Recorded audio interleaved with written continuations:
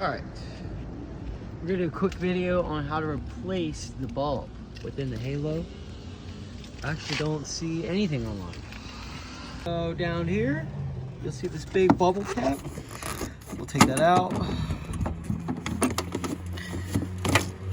And then you'll see the light in there. We'll wiggle that out, twist it, pops out.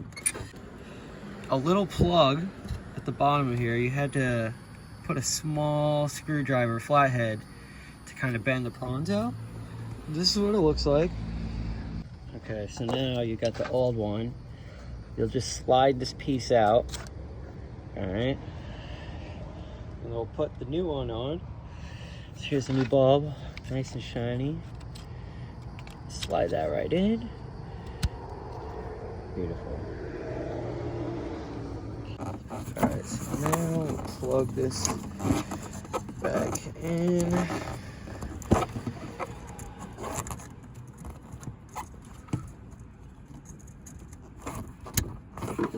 We'll slide it back into the hole. Give it a good twist. Make sure we're in there. And there you go.